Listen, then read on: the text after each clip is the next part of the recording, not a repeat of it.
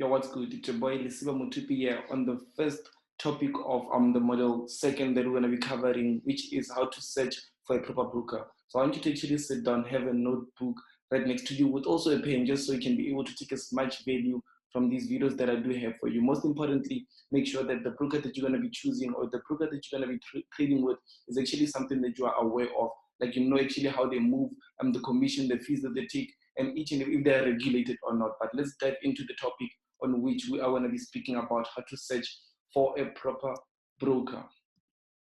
So now I want you to take a quick note at this. If you follow these guidelines, your odds are good that you are with someone that you trust. Like that's something that I want you to know. That if you follow like the guidelines that I'm going to be sharing with you, is that there's higher chances of you being with a group that not even a group, like with a broker that you can trust them, because they tick all the boxes that they need to tick. Okay, so the first thing that you want to be looking at when you search for a proper broker is that you need to be looking at the regulation. Like you have to know that your broker is regulated in your country. Most important, like let's say if you're taking a look at the broker that I use, most people, even in like different countries, they tell me that they can't register with that broker because it's not regulated in their country. So that's one thing that you should start to take a look at and also take note of. You need to be sure that the broker, it can be regulated, but it can be regulated not in your country. That's also something that makes perfect sense. So you need to make sure that it's regulated in your country. Okay, so the execution, pay attention to how the spread move around before major news and how it widens as other brokers manipulate the market. So I want you to actually be focusing on the execution of like, let's say before the major news or before something happens, like a huge event happens or something. Just pay extra attention to the spread, because you might find out that the broker plays around with the spread difference just so they can be able to take the ones out, or they manipulate it just so they can be able to take the ones out that we're going to make money during that move. And then just so when they go up or downwards, they can just go up or down alone without you. So you need to be able to just take a look at that, see if your broker doesn't really manipulate the markets that much. I've been with brokers that did that used to manipulate the markets, but until I moved to a different broker that has like fixed spreads. Okay. So the third one is customer service. You want to be able to speak with your broker and have them respond quickly to. Like this is the most important thing, because you might find out that you want to withdraw your money, you want to withdraw your capital, or you might find out that you just want to know something that you need to just clear your chest off with something that you need to know. So if they're taking long to respond, if they're not even helping you at all, how are you going to be able to know if your funds are in the right place? So you need to be able to just when you text with them, like you can even have their WhatsApp numbers, can have a person that you can call and speak with, or you can even just email them. As long as they respond to you, it doesn't have to be like 1 minute quick, but it shouldn't take more than 20 minutes to get back to you. This way you do know that your broker cares about you and your capital. And ease of withdrawal. You want to get your money within 3 to 5 days and don't want to hear from a broker on why they're delaying to give you your money. So this is something that's important. I've been with brokers that, like, when it's time to withdraw, they tell you all the reasons that you can't withdraw. You need this, you need this. They complicate the process of the withdrawal. So you need to be sure with the broker that you're with. So let's say if it's let's say obviously the broker that I can recommend to you is something that I'm sure of. But let's say it's something that you are searching now on your own. One thing that I'll say is that while you are searching for it, you can deposit a small amount, trade, make a few profits, and then withdraw that amount. Just see what the whole process is of like the withdrawal process. If they're taking time, they're delaying, they're telling you reasons, that's not a good broker. Just like escape before you make like huge profits, and then now you can withdraw the money that you made. So you need to just be sure that the withdrawal process is actually 3 to 5 days. Shouldn't be more than that. It can be less. There's brokers that are, let's say if it's a broker that's in your country, it can take less than a day. Like it can just take 2 hours. But normally, time frame for the brokers will be 3 to 5 working days. And you need to compare price data with the different brokers so you can see that the broker doesn't manipulate the markets. Meaning that like you can either use TradingView, the platform TradingView, to compare with your broker, or you can just have two brokers and see if the price is like the same, if it doesn't manipulate, which one is better, which one has more spread difference, which one is like, just compare them two and see which one is actually much more accurate when it comes to the whole let's say when it comes to giving you price, because brokers still do manipulate the price. Okay. And then, okay, show a list of 5 brokers that I recommend. What I'm going to be doing is that I'm going to be showing you also a list of 5 brokers. We're going to be jumping onto the whiteboard now. I'm going to be showing you the list of 5 brokers that I recommend, and then we're going to be able to just see what you can do with that, okay? And use a broker that someone else has had previous experience with and recommends it. So meaning that doesn't mean that you have to use the one that I'm saying, that you can use I'm saying that just use, it's much more simpler if you use someone that, I mean, a broker that someone, let's say someone that you know, or someone that's close to you, or someone you just saw from somewhere, telling you that, okay, no, I've used this broker, it worked perfectly for me, and you trust that person because, you know, someone would just be saying that out of the sake of saying it. But if you trust that person, then you can go with them. But still, don't forget all of these rules that I've got down here. And don't forget them, which, because they're very much important. Okay. The business model, okay, the business model of this whole thing. Okay, we want to choose brokers that are going to make money from the spreads of our trades or from a commission per trade. If they use the business model, if they use this business model, they are interested in you doing well because the more you are trading, the more money they make. So they're on your side basically. You can find this model with brokers offering ECM or STP, because what they do is transact your trades directly through the market. So basically what this point means is that we want to choose brokers that are actually going to be on our side. Instead, you do know that brokers can be on the different side, on the other side, on the opposite side. So we want to be with traders that are going to be on our side, meaning that they have to take money from our commission, and they actually have to make money from the spreads of our trades. Like, it shouldn't be brokers that actually trade against you or anything. I'll just jump onto the next point like that, but you'll see. But like, let's say when they take from a commission, basically what it does is that the more you place trades, the more you continue trading with that broker, the more money they make. So why would they want you to blow your account if they actually want you to trade more with them? So that's one thing they want to do. They want you to actually win, so they can also make money from that small percentages that you're making. On the other hand, as I'm jumping on the next point, on the other hand, some traders will make money by taking the opposite side of you. When you win, they lose. You understand? So this is how other brokers are. Like, when you win, they actually lose against they lose. So when you lose, they win. So we don't want that. We want brokers that are on our side. Leverage. Normally, an example of 1:100 means the broker allows you to have 100 times value the money that you have in your trading account. The maximum that I am willing to accept is 1:500, because other brokers offering more than this only want to attract you, only to hope you blow your account. So basically what this whole point means is that, like, normally I like those brokers that offer like 1:100, depends on also the broker that you're with. There's brokers that offer like 1:1,000, 1:2, 1:infinity. That's insane. We don't want to be trading with such huge loan or credit from brokers, because basically what it means is that 1:100 means that you can trade with 100 times value the amount that you have in your trading account. Meaning that, let's say if you have $1,000, you can open trades that are worth like 100,000 US dollars just by you having $1,000. You understand? So it's very quick to blow your account. It's like it's quick to blow your account, basically what I'm trying to say. The maximum I'm willing to accept is 1:500.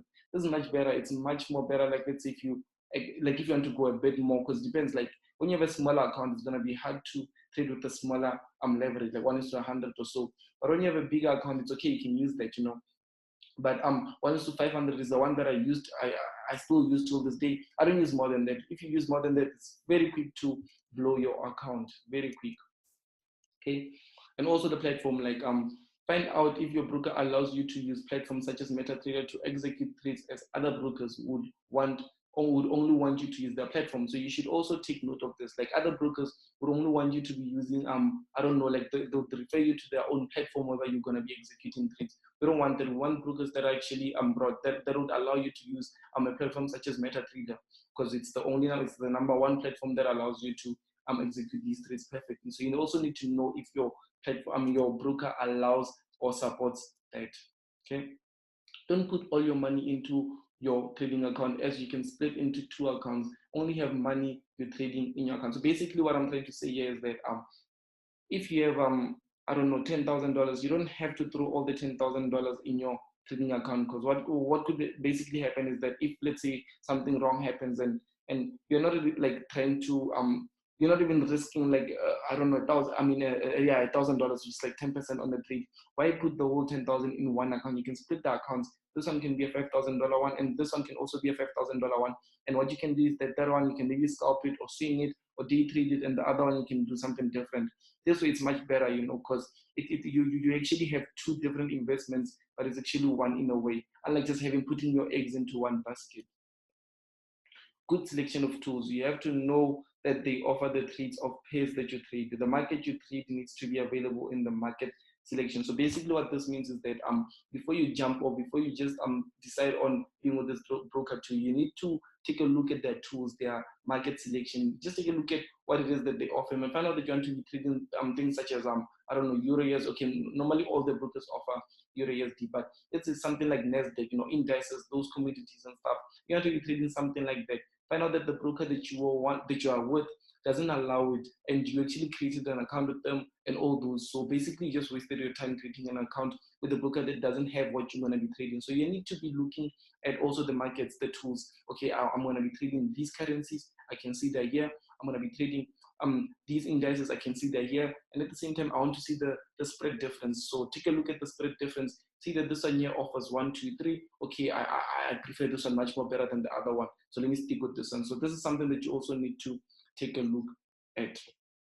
Okay, demo account. When starting with an account that you know you will fund, okay, when starting with an account that you know you will fund, as it doesn't make sense to have 1 million demo only to fund $100 into the live account. You need to become familiar with the lot size you'll be. Okay, what this basically means is that let's say when trading with the demo account, because I know people start off with demo accounts, which is okay, but when starting off with the demo account, you don't normally they give you amounts such as like $1 million.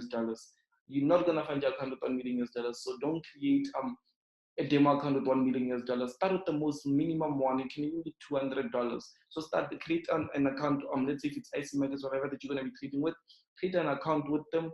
After creating an account with them, choose the most amount that you're gonna like when you start trading a live account, you're gonna fund with that amount. So after if it's $200 or $500, pick it $200, throw it in there. Then you have now your available balance. Your available balance would be $200. So equity is $200. Then you pick your leverage, choose that's 1:500. Then you start trading with that. You use smaller lot sizes such as like your 0.01s, your 0.02s, your 0.03s, and so on until you grow your account. Because it doesn't help if you start with a demo account that's $1 million and then you use just one standard lot size, using one lot on each and every trade. On this one, you'd be thinking like you'd be seeing yourself making $300. Then you think that automatically when you fund an account you're going to be that you're going to start making a lot of money instantly. Doesn't work that way. You need to know how much you're going to start off with. Okay, so now I want us to actually jump onto the whiteboard. Yo, what's up? So jumping onto the whiteboard, like I just want to give you guys a few brokers that you can maybe try out. The ones that I did try out and then I saw them working perfectly for me. So that's one thing we're going to be doing in this video. So the first one would simply be IC Markets, because I trade with them daily, né?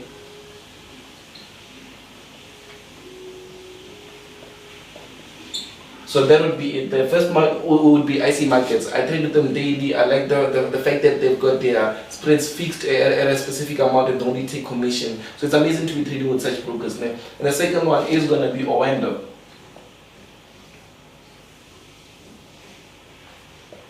So depends, because we are all in different countries. Other countries they accept you, others don't. So IC Markets would be nice to start off with any account, like whether it's small or huge. Minimum deposit would be like $5. And Oando, like it's amazing when you have a bigger account, because like their leverage actually limits you. Their leverage like doesn't, like when you have a smaller account, you'll be able to trade with a much more let's say you're gonna be trading with a very small lot size and you're gonna only have to place one position. So it's nicer when you have a bigger account. So I'm jumping onto the next one. I would say that it's Oando. Okay, no Oando, I mean I did mention it. FX Pro. FX Pro, I use it to trade things such as like your Nasdaq and stuff. So, and also I use it to just hold my trades for a longer time. So it's also amazing on that.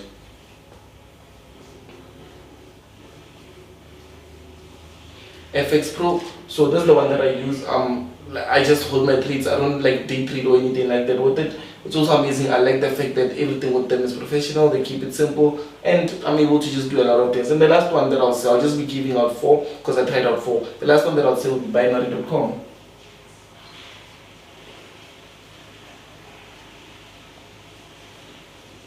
So with this one here, I saw people trading like VIX with it, and then I was like, okay, let me try it out and see what happens. I went on the website, checked it out, what they offer, all these types of things, and I saw that okay, no, it's amazing. I can go with them. Yes, there's tools that like there's different market selections that are amazing with them, and there's also ones that they don't really focus much on. So it's much more amazing when you're trading things such as like your VIX 75 and all those things, even Nasdaq, I'd say. So yeah, I haven't tried anything of it. But I trade with Nasdaq here, I trade with this one here, amazing, and I trade with this one here. So these are the ones that I would say this one here, just by looking at the website or the things that they offer, it's amazing if you would like to just jump onto it. So yeah, like these are the brokers that would be looking at, would be trading with. So it depends on the country that you're in. Obviously, you'll be limited. Obviously, if you're in a much more in a much more country that doesn't allow such, but most countries do. So let us move on to the next video.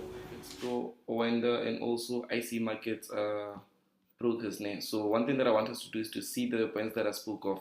So I actually mentioned that you need to make sure that the brokers are regulated. As you can see here, just by jumping at the bottom side, that's where they show their regulated section. And you can see with FX Pro, it's regulated by the Dubai Financial Services, and here's their number on which you can confirm if you just go through that number, like just search it. And also here on Oanda, you can simply see that it's registered office, okay, and it's authorized and regulated by the Financial Conduct Authority, and here's their FSP number. Ne? So also even IC markets, let us see if this is what we are going to be getting. IC Market Raw Trading Company, okay, I like the fact that they're raw, and you can see authorized and regulated by the Cyprus Security and Exchange Commission. License number, it is this specific number. So you are able to see all these things, they're transparent with you. That's one thing that you should be looking for in a broker. They should be transparent with you. And also one thing that you should be able to do is also, maybe if you're a person that would like to play around with the demo account, try out a free demo account, and then this way you'll be able to just start off with a small amount, even if it's $200. That's one thing that I like. Take a look at the spread difference. Euro US dollar goes for 0.4, which is amazing. AUD USD is 0.6. GBP USD is like 1.6. It's very small. The spreads that can be from 0.0, as you can see here. That's one thing that I like about them. As soon as I started trading with them, a lot of I experienced a lot of changes like in my trading because of the spread difference, because of them allowing me to utilize like positions that I wouldn't be able to use. So let us move on to Oanda and see also the spread difference, what it is that they offer and stuff. So you can simply see that, okay, now they specialize also in speed of execution. It allows all types of payments, and here you can see what the spread difference there. Instruments that they do have, you can see here AUD CAD, we've got like 20 pip, AUD USD 15 pip, and all those things. So there's types of brokers that would be amazing if you're a person that would like to hold trades. There's types of brokers that are just amazing on its own, you know, like you can either scalp it or day trade, but they'll be amazing because others just take a fixed amount. But this one, yeah, I love to. It's amazing. So let us move on to FX Pro. FX Pro, amazing broker. You can simply see all these steps that they give you, the platform that they have here, sponsorship and stuff. So you can even see here what they say. You can have like FX Pro Direct by SMS. Like, I don't know, they send you all these things by SMS. So I haven't tried this one yet before, even though I do trade with them. So I haven't tried this method of the SMS thing. Okay, let us see here, move a bit upwards. FX Pro MetaTrader 4 and 5, FX Pro C Trader.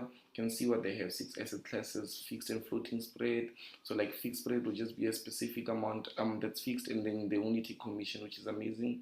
EA trading facilities, if you're a person that will like to play around with the experts advisors. FX Pro Edge, you can simply see best online trading platform, FX with TED spreads, and all these things, which is amazing. I like the fact that they have TED spreads, almost the same as IC markets. Take a look at TED spreads and no commission. They don't even take commission. This is so much better. And invest in UK 900, FTSE, and all those things. But these are the brokers that I utilize, and I just hope that you are also gonna make you'll be able to just play around with them, see which one works for you, and then know what you're looking for. Even if you have something different, just go down here, look at the regulations, and then look at the spread that they offer, what they offer, and then decide if you're taking with them. But I thank you so much for watching it. Watching the first lesson. So let us move on to the second topic.